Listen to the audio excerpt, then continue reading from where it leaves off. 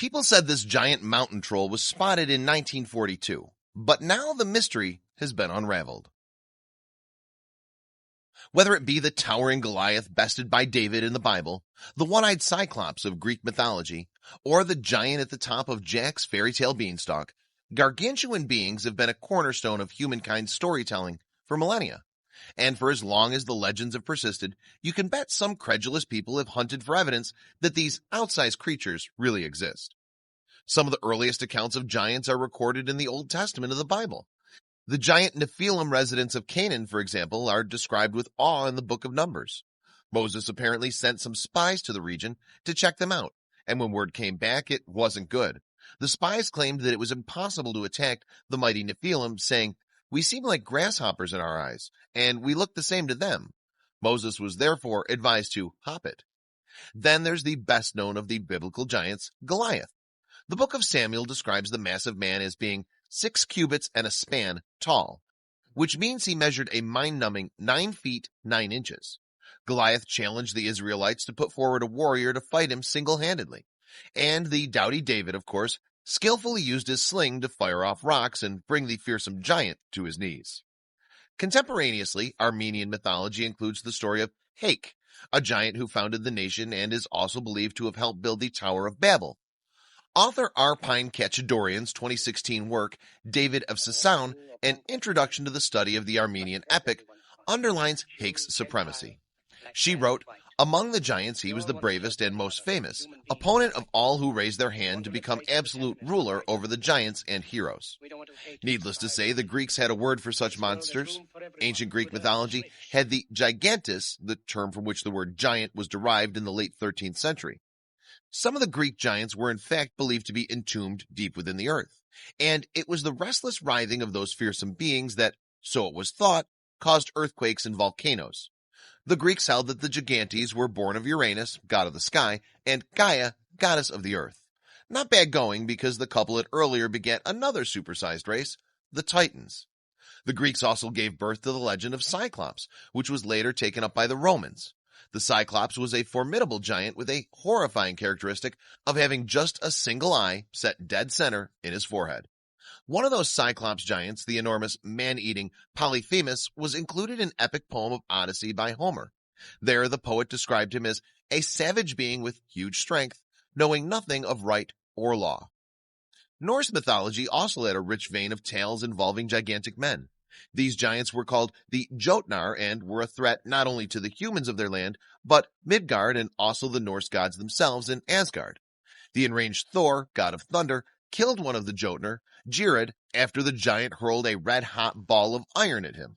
Thor threw the projectile back and it smashed into Geirrod's head. Well, he started it. So the idea of powerful giants is firmly entrenched in mythology and, it would seem, the human psyche. Perhaps this is why so many people have expended such energy in trying to find conclusive evidence that these beings really do exist. And this desire has given rise to some outstandingly elaborate and entertaining hoaxes over the years. One such tall story became known as the tale of the Cardiff Giant. In 1869, men were digging a well on land owned by one William C. Stubb Newell in Cardiff, New York State, when they were said to have discovered a 10-foot tall, petrified human figure. Newell quickly began to exploit this find by charging an eager public 25 cents each to view the supposed giant. Indeed, a couple of days later, the spectator fee had risen by a gargantuan 100% to 50 cents. But in fact, the giant had been dreamt up by a tobacconist New Yorker called George Hull. The cigar man was an atheist who apparently got into a theological set-to with some Methodists about biblical references to giants. Piqued, Hull subsequently instructed a craftsman to carve a giant man from a large slab of gypsum. He then planted the statue on Newell's land and waited patiently for a year for its discovery. Newell just happened to be his cousin. The hoax was soon spotted for what it was by academics, though, with one paleontologist from Yale saying it was a most decided humbug. Nevertheless, Hull was paid $23,000 for the giant by a consortium that exhibited it in Syracuse, New York. Showman P.T. Barnum, in fact, made a replica that he put on show in New York City. But it was one of the consortium, David Hannum, not Barnum, who first said, "There's a sucker born every minute." He was referring to the people in line to see the Cardiff Giant, and you can still see the original sculpture at the Farmers Museum in Cooperstown, New York. An even earlier discovery, in 1705, cannot exactly be classed as a deliberate hoax. It was more in nature of a firmly held delusion. A Dutch farmer working near a village in Claverack, New York, came across a huge tooth as big as a fist and weighing 5 pounds.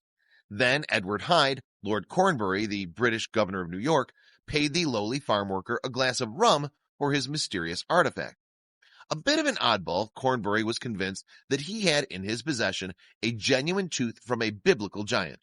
Perhaps he was a scholar of the book of Genesis with its reference to giants in the earth before the flood. In any case, a century or more before knowledge of dinosaurs was commonplace, people picked up on Cornbury's idea, and he now began to believe in the existence of a hitherto undiscovered species, the incognitum. This word translates from Latin as unknown. Huge bones were also discovered close to where the tooth was found in Claverack.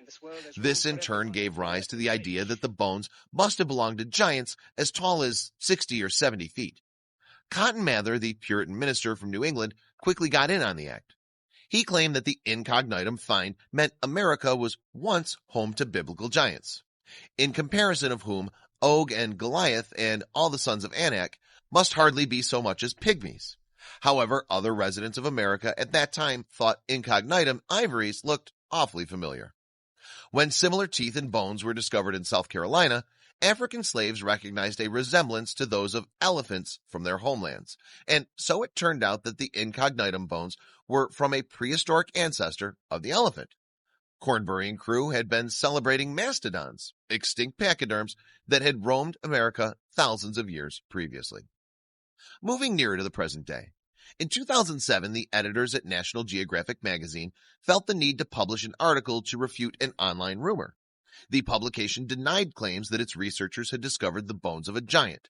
The doctored photograph you see here was created as an entry in a website's competition for archaeological hoaxes in 2002.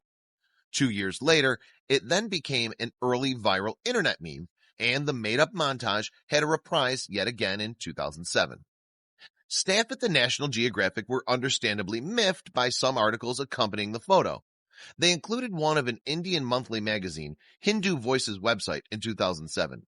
It included the line, "Recent exploration activity in the northern region of India uncovered a skeletal remains of a human of phenomenal size." The piece went on to say that a National Geographic team, India Division, with support from the Indian Army since the area comes under jurisdiction of the Army, were responsible for the find. All utterly fake news. Another photograph which, to say the least, has caused its fair share of controversy is this one. It was purportedly captured in December 1942 by crew members of a British Royal Air Force flight. The plane was, so it's claimed, flying somewhere over occupied Norway at the height of World War II. But if this guy was fighting alongside the Nazis, the Allied powers would have needed to up their game considerably. What that somewhat murky monochrome image is supposed to show is the mysterious Great Norwegian Mountain Troll. It's shown making its way through the snow on a hill covered with forest, dwarfing the trees below. And it really is a photograph of a troll, but a fictitious one. The image of the giant figure is taken from the 2010 film Troll Hunter. It's simply been transposed onto a generic picture of a forest by someone with little better to do.